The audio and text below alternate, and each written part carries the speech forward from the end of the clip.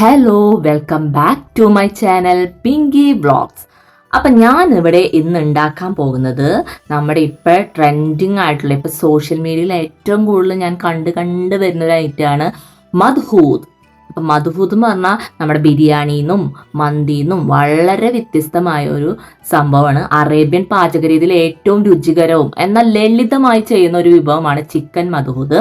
അപ്പോൾ ഇത് സൗദി അറേബ്യയിലും പിന്നെ യമനിയിലൊക്കെ വളരെ പ്രചാരമുള്ള ഈ വിഭവം ഇന്ന് കേരളത്തിലും ഇപ്പൊ വൈറലും ട്രെൻഡിങ് ആയിക്കൊണ്ടിരിക്കുകയാണ്. ഇപ്പൊ ഞാൻ നിങ്ങൾക്ക് കാണിച്ചുകൊണ്ടിരിക്കുന്ന ഇതിന് വേണ്ട ഐറ്റംസുകളെയാണ്. അപ്പൊ ഇതിങ്ങനെ കാണുമ്പോൾ തന്നെ നിങ്ങൾക്ക് അറിയാം എന്തൊക്കെ വേണമെന്ന്. ഇത് പ്രത്യേകിച്ച് എടുത്തെടുത്ത് പറയേണ്ട ആവശ്യമില്ല, എങ്കിലും എൻ്റെ ഒരു കടമ ഞാൻ നിറവേറ്റുന്ന രീതിയിൽ ഇതിന് വേണ്ട സാധനങ്ങൾ ഞാൻ പറയാം.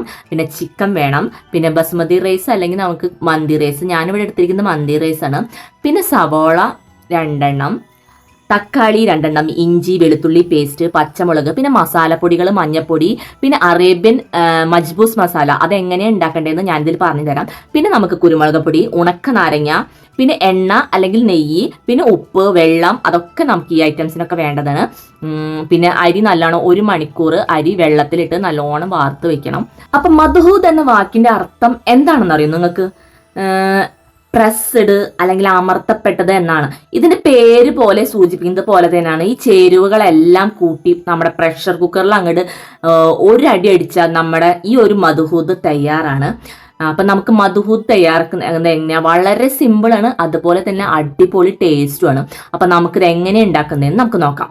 ഈ മദ്ഹൂദിന്റെ പ്രത്യേകത എന്ന് വെച്ചാൽ നമ്മുടെ മന്തി, ബിരിയാണി ഇതിൽ നിന്നൊക്കെ ഒരു വ്യത്യസ്ത എന്ന് പറഞ്ഞാൽ ഇതിന് കുറച്ചൊരു നനവുള്ള ഒരു ചോറാണ്. കുറച്ച് എന്താ പറയുക, നമ്മൾ എന്താ പറയുക, ഡ്രൈ ആയിട്ടല്ല എടുക്കുക. കുറച്ചൊരു നമ്മൾ വിചാരിക്കും ഇത് വെള്ളം കൂടിയിരിക്കുന്ന പോലെയാണ്, പക്ഷെ വെള്ളത്തോട് കൂടിയുള്ള ചോറോട് കൂടി കഴിക്കുന്നതാണ് ഈ മദ്ഹൂദിന്റെ ഒരു പ്രത്യേകത.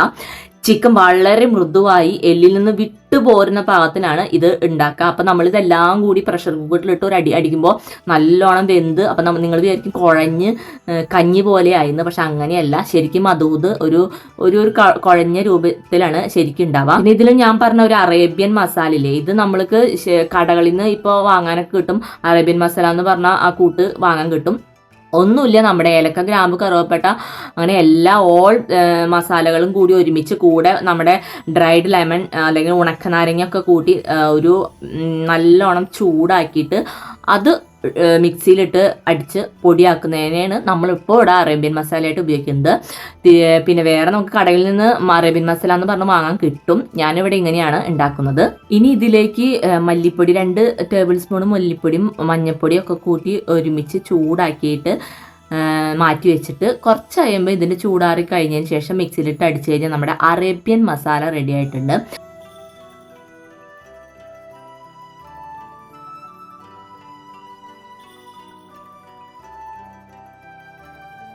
അപ്പം ഞാനിവിടെ തിരക്കായിട്ട് പണിയെടുത്തുകൊണ്ടിരിക്കുമ്പോൾ അവിടെ ഒരാൾ ഭയങ്കര എൻ്റർടൈൻമെൻ്റ് ആണ്. ഇവിടെ ഞാൻ ഈ പാചകത്തിനിടയിൽ ചെയ്തുകൊണ്ടിരിക്കുന്ന സമയത്ത് അവളുടെ ഫോൺ നീക്കിയിട്ടുള്ള എൻ്റർടൈൻമെൻറ്റ് പരിപാടികൾ ഉണ്ടാവാം.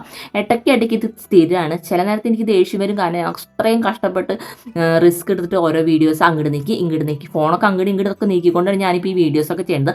അതിൻ്റെ ഇടയ്ക്ക് ഫോൺ അങ്ങോട്ട് നീക്കി വെച്ചിട്ട് അവളുടെ അഭ്യാസങ്ങൾ കാണാനുള്ള നിങ്ങളീ കാണിക്കുന്നത്. ഇത് ഇടരുതെന്ന് പറഞ്ഞിട്ട് പ്രത്യേകം കാണിച്ചതാണ്. അപ്പോൾ അതുകൊണ്ട് തന്നെ ഞാൻ ഇതെന്തായാലും ഇട്ടിരിക്കുന്നു.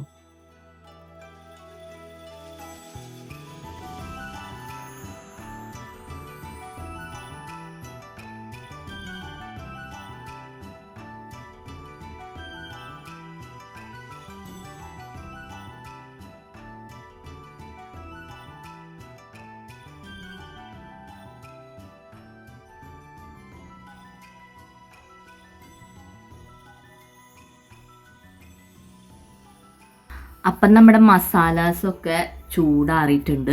ഇനി നമ്മളിതൊക്കെ മിക്സിയിലിട്ടിട്ട് നല്ലോണം പൗഡർ രൂപത്തിൽ അങ്ങോട്ട് അടിച്ചെടുത്ത് കഴിഞ്ഞാൽ നമ്മുടെ അറേബ്യൻ മസാല ഇവിടെ റെഡി ആയിട്ടുണ്ട്.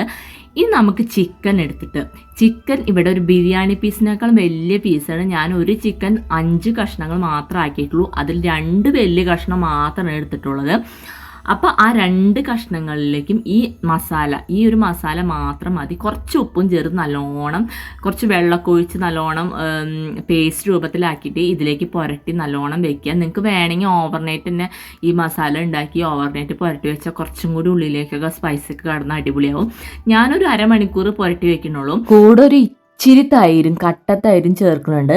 പിന്നെ ഞാനൊരു ചെറിയ ഇച്ചിരി ഫുഡ് കളർ ചേർക്കുന്നുണ്ട്, കുറച്ചൊരു അട്രാക്റ്റീവ് ആവാൻ വേണ്ടി. കുറേ നമ്മൾ വേറെ മസാലാസ് പൊടീസൊന്നും ചേർക്കണില്ലല്ലോ. നമ്മൾ കാശ്മീരി മുളക് പൊടി ഇതിന് പകരം വേണമെങ്കിൽ ചേർക്കാം, അപ്പോൾ നല്ലൊരു കളർ വരുമല്ലോ. അതിന് വേണ്ടിയിട്ട് ഞാനിപ്പോൾ ഫുഡ് കളർ ചേർക്കുന്നത്. നിങ്ങൾക്കത് നിർബന്ധമില്ല, വേണമെങ്കിൽ ചേർത്താൽ മതി.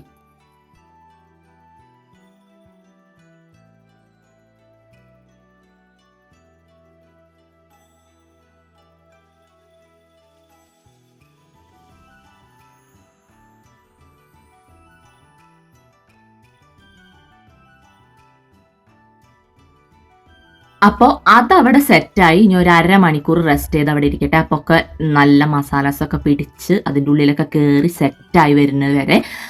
അപ്പം നമുക്ക് ഇവിടെ ഒരു പണിയുണ്ട്. കുക്കർ എടുത്ത് അതിലേക്ക് നെയ്യോ ഓയിലോ ഒഴിക്കുക. നെയ്യാണ് ബെസ്റ്റ്. ഈ നമ്മൾ ബിരിയാണിക്കായാലും ഇതിലൊക്കെ ആയാലും നെയ്യ്ക്കൊരു പ്രത്യേക ഒരു സ്വാദാണ്. അപ്പം കുക്കറാണ് നമ്മുടെ മെയിൻ പാത്രമായിട്ട് ഇനി എൻഡിങ് വരെ യൂസ് ചെയ്യണത്. അതാണ് ഈ മധുഹൂദിൻ്റെ ഒരു പ്രത്യേകത തന്നെ. നമ്മൾ കുക്കറിലാണ് ഫുൾ പാചകങ്ങളും. അപ്പം നെയ്യ് ചൂടാവുമ്പോൾ നമ്മുടെ മസാലാസുകൾ ഇടാം. കറുവപ്പട്ട, ഗ്രാമ്പൂ, പട്ട, ഇതൊക്കെ കുറച്ച് ഇട്ടതിന് ശേഷം ഇതിലേക്ക് നമ്മൾ സവാള അരിഞ്ഞത് ചേർത്ത് നല്ലോണം വഴറ്റിയെടുക്കാം. നല്ലോണം വഴറ്റി, അധികം അങ്ങോട്ട് വഴറ്റേണ്ട ആവശ്യമില്ല. ഒരു പകുതി വഴറ്റി വരുമ്പോഴേക്കും നമ്മുടെ ക്യാപ്സിക്കം അരിഞ്ഞത് ചേർത്ത് നല്ലോണം വഴറ്റണം. ഈ മധുഹൂദ് ശരിക്കും പറഞ്ഞാൽ ഇത് സക്സസ് ആവോ ഇല്ലയോ എന്നൊന്നും എനിക്കറിയില്ല. കാരണം ഞാനിത് ആദ്യമായിട്ട് റീൽസിൽ കാണുന്നത് ഈ കുക്കർ അടക്കം ഇങ്ങനെ ഒരു വലിയൊരു പാത്രത്തേക്ക് കമത്തി അതിങ്ങനെ സ്ലോ മോഷനിൽ കാണിക്കുമ്പോൾ അതിങ്ങനെ തുറന്ന് വീണ് കാണുമ്പോൾ എനിക്ക് പെട്ടെന്ന് ഒരു അട്രാക്ഷൻ വന്നു. ഇത് ചെയ്താലോ എന്ന് എൻ്റെ മനസ്സ് പറഞ്ഞിട്ടാണ് ഞാനിത് ചെയ്തത്. അപ്പോൾ ഇത് സക്സസ് ആവോ എന്നറിയില്ല. ഞാൻ ബിരിയാണി ഉണ്ടാക്കിയിട്ടുണ്ട്, മന്തി ഉണ്ടാക്കിയിട്ടുണ്ട്, ഫ്രൈഡ് റൈസ് ഉണ്ടാക്കിയിട്ടുണ്ട്, നെയ്ച്ചോറ് ഉണ്ടാക്കിയിട്ടുണ്ട്. അപ്പോൾ ഇതും കൂടി പരീക്ഷിച്ചാൽ ഫെയിൽഡ് ആവില്ല എന്ന് എനിക്കറിയാം. അതുകൊണ്ടാണ് ഞാൻ അത്ര ധൈര്യത്തോടെയാണ് ഇത് ഉണ്ടാക്കാനായിട്ട് പോകുന്നത്. അപ്പോൾ നമ്മുടെ കുക്കർ വലിയ കുക്കർ അല്ലാത്തതുകൊണ്ട് അധികമൊന്നും ഉണ്ടാക്കാൻ പറ്റില്ല. അത്യാവശ്യം ഒരു 3-4 പേർക്ക് കഴിക്കാം. വയറ് നിറച്ച് കഴിച്ചില്ലെങ്കിലും ടേസ്റ്റ് ചെയ്ത് നോക്കാവുന്ന രീതിയിലാണ് ഈ കുക്കറിൽ ഞാൻ ഉണ്ടാക്കുന്നത്. അപ്പം നമ്മൾ ക്യാപ്സിക്കൊക്കെ ഇട്ട് നല്ലോണം വഴറ്റിയെടുക്കുക. ഇതിലേക്ക് നമ്മൾ ഇഞ്ചി, വെളുത്തുള്ളി നല്ലോണം ചതച്ച് നല്ല പേസ്റ്റ് രൂപത്തിലാക്കിയ സംഭവം ചേർത്തിട്ട് നല്ലോണം ഒന്നും കൂടി വഴറ്റിയെടുക്കണം. പിന്നെ നമ്മുടെ ഒരു ഇൻഗ്രീഡിയൻ്റ് ഇതിലുണ്ട്, മാഗി ക്യൂബ്സ്. ഇതിൻ്റെ മെയിൻ ഇൻഗ്രീഡിയൻറ്റ് തന്നെയാണ് കേട്ടോ. അപ്പം നമ്മൾ ഈ മാഗിയുടെ ഒരു ചിക്കൻ ക്യൂബ്സ് അല്ലെങ്കിൽ മാഗി ക്യൂബ്സിൻ്റെ ഒക്കെ ഒരു ഫ്ലേവർ വരുമ്പോഴാണ് ഈ ഒരു റൈസിന് ഒരു പ്രത്യേക സ്വാദ് വരുന്നത്.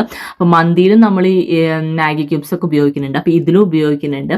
ഇതിൻ്റെ മെയിൻ ഇൻഗ്രീഡിയൻ്റ് ആണ്. പിന്നെ വേറൊരു ഐറ്റമാണ് നാരങ്ങ, ഉണക്കനാരങ്ങയാണ്. അതും ഇതിൽ മെയിൻ ഇൻഗ്രീഡിയൻ്റ് ആണ്. ഇത് രണ്ടും സ്കിപ്പ് ചെയ്യാൻ പാടില്ല. ഇത് രണ്ടും ഇതിൻ്റെ മെയിൻ ഇൻഗ്രീഡിയൻറ്റ് തന്നെയാണ്. പിന്നെ കുക്കറിൽ തന്നെ ഉണ്ടാക്കുക, അതും ഇതിൽ സ്കിപ്പ് ചെയ്യാൻ പാടുള്ളതല്ല കേട്ടോ.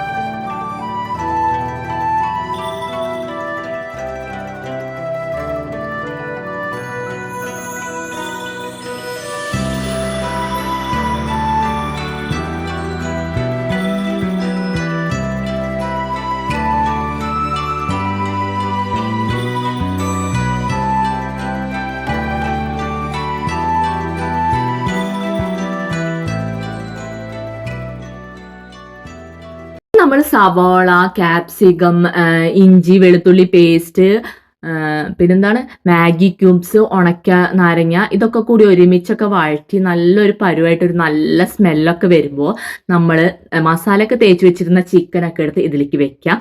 ഇതിലേക്ക് വെച്ചതിന് ശേഷം നമ്മൾ സെപ്പറേറ്റ് ആയി ചൂടുവെള്ളം തന്നെ വേണം, വെള്ളം തിളപ്പിച്ച് ഒഴിക്കുക, ഇതിലേക്ക് ഒഴിക്കുക.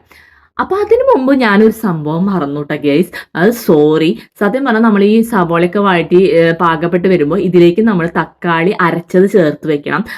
ഇതിനു മുമ്പാണ് അരച്ചത് ചേർത്ത് വെക്കേണ്ടത്. ഞാനത് അരച്ചിവിടെ വെച്ചിരുന്നു, അത് ചേർക്കാനായിട്ട് അങ്ങോട്ട് വിട്ടുപോയി. അപ്പം ഞാൻ ഇതിൻ്റെ ഒപ്പം അത് ചേർത്തിട്ട് വെക്കുന്നുണ്ട്.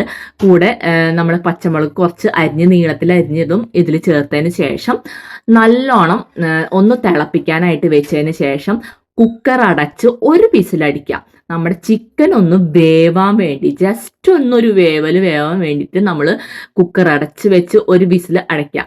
അല്ലാത്ത പക്ഷം നിങ്ങൾ ഇതിൽ തന്നെ അത് വേവിക്കുകയാണെങ്കിൽ കുറച്ച് നേരം പിടിക്കും. നമ്മൾ സാധാ വേവിക്കുന്ന രീതിയിൽ തന്നെ വേവിക്കുമ്പോൾ കുറച്ചധികം നേരം പിടിക്കും. അതുകൊണ്ടാണ് ഞാൻ കുക്കർ അടിച്ച് ഒരു വിസിലടിക്കാമെന്ന് പറയുന്നത്. വിസിലടിച്ച് കഴിഞ്ഞാൽ ജസ്റ്റ് ഒരു അടിക്കൽ കഴിഞ്ഞ് കഴിഞ്ഞാൽ നമ്മുടെ ചിക്കൻ ഒന്ന് വെന്ത് കഴിയും. അപ്പം അത് ചെയ്യാം.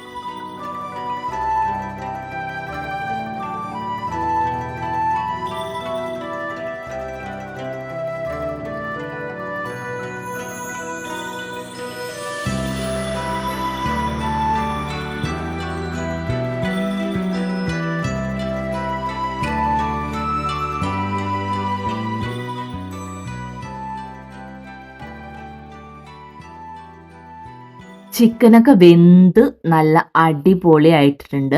ആ ഒരു മസാലസൊക്കെ പിടിച്ച് ചിക്കൻ്റെ ഉള്ളിലേക്ക് കടന്നൊരു മണം ഈ കുക്കർ അങ്ങോട്ട് തുറന്നപ്പോൾ പെട്ടെന്നൊരു മൂക്കിക്കൊരു മണം അങ്ങോട്ട് അടിച്ചു. സൂപ്പർ കേട്ടോ. നമ്മളിത് മന്തിയുടെ മണമോ ബിരിയാണിയുടെ മണമോ ഒന്നുമല്ല, ഒരു പ്രത്യേക മണമാണ്. അത് നിങ്ങൾ ഉണ്ടാക്കിയാൽ തന്നെ ആ മണം നിങ്ങൾക്ക് ആസ്വദിക്കാൻ പറ്റുള്ളൂ. ഇനി നമ്മൾ ഈ 2 ചിക്കൻ പീസും എടുത്ത് മാറ്റി വെക്കാം. അതുകൊണ്ടൊരു വേറൊരു പണിയുണ്ട്. നമ്മൾ മാറ്റി വെച്ചതിന് ശേഷം നമുക്ക് ഈ അരി ഇട്ട് വേവിക്കാനുള്ള കറക്റ്റ് പാകത്തിനുള്ള വെള്ളം തന്നെയാണ് ഞാനിവിടെ ചൂടുവെള്ളം തിളപ്പിച്ച് ഒഴിച്ചിട്ടുള്ളത്. അതുകൊണ്ട് ഇനി പ്രത്യേകം വെള്ളം ഒഴിക്കേണ്ട ഒരു ആവശ്യമില്ല. നിങ്ങളും ചെയ്യുമ്പോൾ അങ്ങനെ ചെയ്യാം. ഇപ്പോൾ 1 ഗ്ലാസ് റൈസിന് 1.5 ഗ്ലാസ് വെള്ളം, ഇപ്പോൾ ചില അരികളാണെങ്കിൽ 2 ഗ്ലാസ് ഇരട്ടി ഒഴിക്കേണ്ടി വരും. അതൊക്കെ നിങ്ങളുടെ ഇതുപോലെ ഇരിക്കും. നിങ്ങൾ യൂസ് ചെയ്യണ അരിയുടെ ഇതിലായിട്ടിരിക്കും. ഞാനിവിടെ 1 ഗ്ലാസ് അരിക്ക് 1.5 ഗ്ലാസ് വെള്ളം എന്ന ഒരു കണക്കിലാണ് ഇവിടെ ചേർത്തിട്ടുള്ളത്. ഓൾറെഡി ഞാൻ ചൂടുവെള്ളം ഒഴിച്ചപ്പോൾ ആ ഒരു വെള്ളം അളവ് ഒഴിച്ചിരുന്നു. ഒരു ലേശം വെള്ളം കുറച്ചാണ് ഞാൻ ഒഴിച്ചത്. കാരണം നമ്മുടെ ചിക്കനിൽ നിന്ന് വെള്ളം വരും. അതുകൊണ്ട് അതിനൊരു 1/2 ഗ്ലാസോളം ഞാൻ കുറച്ചൊഴിച്ചു. എന്നിട്ട് പിന്നെ നമ്മുടെ ഈ അരി ഇതിനുള്ളിലിട്ട് നല്ലോണം തിളച്ച് ഒരു വിസിൽ അടിക്കാം. അതായത് അരി വേവാൻ വേണ്ടിയിട്ടുള്ള ജസ്റ്റ് ഞാൻ പറഞ്ഞല്ലോ, ഇനി കുക്കറിലിട്ടുള്ള ഒരു കളിയുടെ ഒരു സംഭവം തന്നെയാണ് ഉണ്ടാവുന്നത്. പാകത്തിന് നമ്മൾ ഉപ്പൊക്കെ ചേർത്ത് സെറ്റാക്കിയതിന് ശേഷം കുക്കറിലിട്ട് വീണ്ടും ഒരു വിസിലടിക്കാൻ വേണ്ടി റെഡിയാക്കാം. പിന്നെ അതിന് ശേഷം നമ്മളിവിടെ ഒരു ഫ്രൈ പാൻ എടുത്തിട്ട് അതിലേക്ക് ഓയിൽ നല്ലോണം ഒഴിച്ചതിന് ശേഷം നമ്മൾ ഫ്ലെയിം ഒന്ന് ഓൺ ആക്കാണ്ട് മുളക് പൊടി, ഞാനിവിടെ കാശ്മീരി മുളക് പൊടി, അധികം എരിവൊന്നും വേണ്ട, കാരണം ആവശ്യത്തിന് കുരുമുളക് പൊടിയൊക്കെ നല്ലോണം ചേർത്തിട്ടുണ്ട്. അപ്പോൾ കാശ്മീരി മുളക് പൊടിയാണ് എടുത്തിരിക്കുന്നത്. പിന്നെ മഞ്ഞൾപ്പൊടി, അല്പം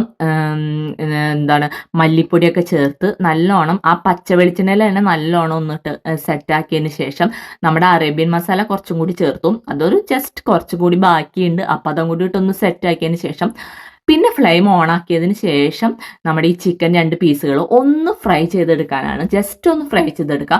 സത്യം പറഞ്ഞാൽ ചിലർ, ഞാൻ വീഡിയോസ് ഒന്ന് റെഫർ ചെയ്തപ്പോൾ ചിലവരൊന്നും ഇത് ഫ്രൈ ചെയ്തെടുക്കണില്ല. അങ്ങനെയും കൂടി അങ്ങോട്ട് ഒരുമിച്ച് ഒന്നും കൂടി എല്ലാം കൂടി ഒരുമിച്ചിട്ട് റൈസിൻ്റെ ഒപ്പമായിട്ട് ഒരു വിസിലും കൂടി അടിക്കുകയാണ്. ഞാനിവിടെ കുറച്ചും കൂടി ഒന്ന് 2-3 വേറൊരു വീഡിയോസും കൂടി നോക്കിയപ്പോൾ ഇവർ ഫ്രൈ പാനിലിട്ട് ഫ്രൈ ചെയ്യുന്നപ്പോൾ കുറച്ചും കൂടി ബെറ്റർ ടേസ്റ്റ് അതാണെന്ന് എനിക്ക് മനസ്സിൽ തോന്നി. അതുകൊണ്ടാണ് ഞാനിത് ജസ്റ്റ് ഒന്ന് മസാലാസൊക്കെ പിടിച്ച് ഒരു കളർ വ്യത്യാസം വന്നു കഴിയുമ്പോൾ നമ്മുടെ റൈസിൻ്റെ കൂടെ ഇരിക്കുമ്പോൾ ഒരു പ്രത്യേക അട്രാക്ഷൻ തന്നെ വരുന്നു.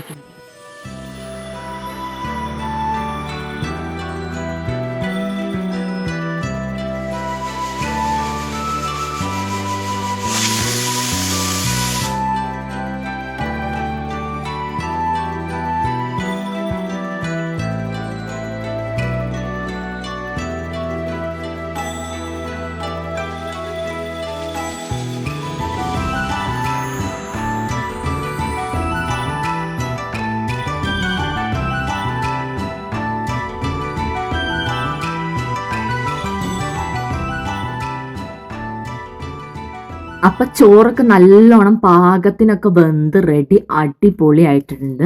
അപ്പൊ നമ്മുടെ അപ്പുറത്തെ സൈഡിൽ നമ്മൾ വെച്ചിരുന്ന ചിക്കനൊക്കെ നല്ല അടിപൊളിയായിട്ട് ഒന്ന് ഫ്രൈ ചെയ്തൊക്കെ എടുത്ത് സെറ്റാക്കി.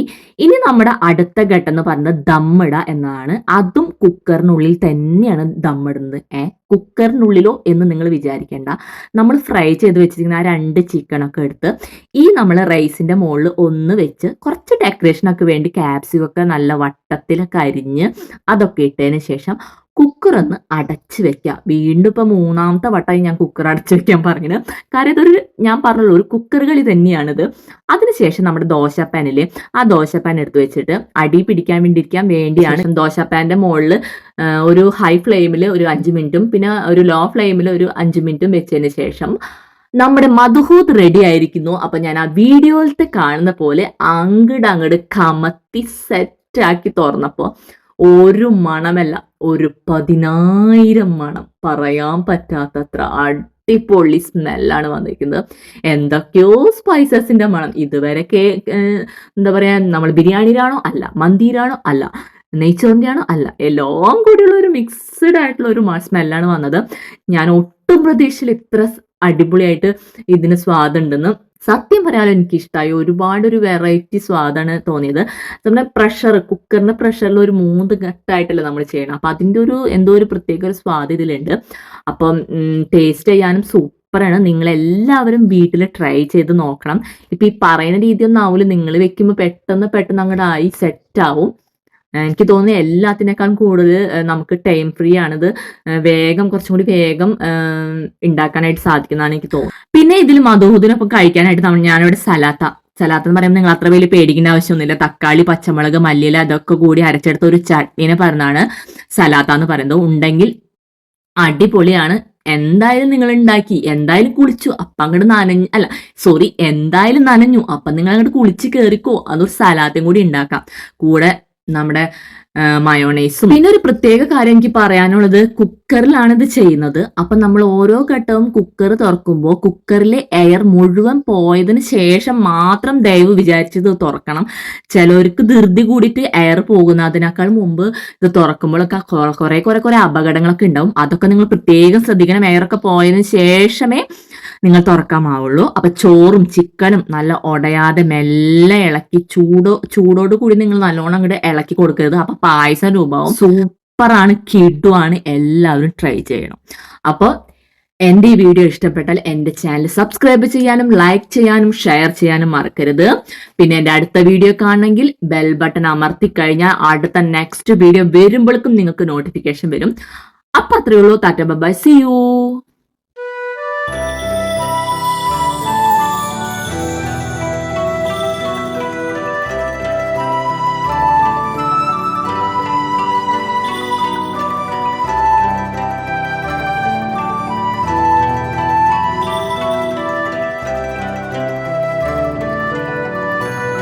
എല്ലാവരും കാണാൻ വേണ്ടി സബ്സ്ക്രൈബ് ചെയ്യുക, ലൈക്ക് ചെയ്യുക, ഷെയർ ചെയ്യുക.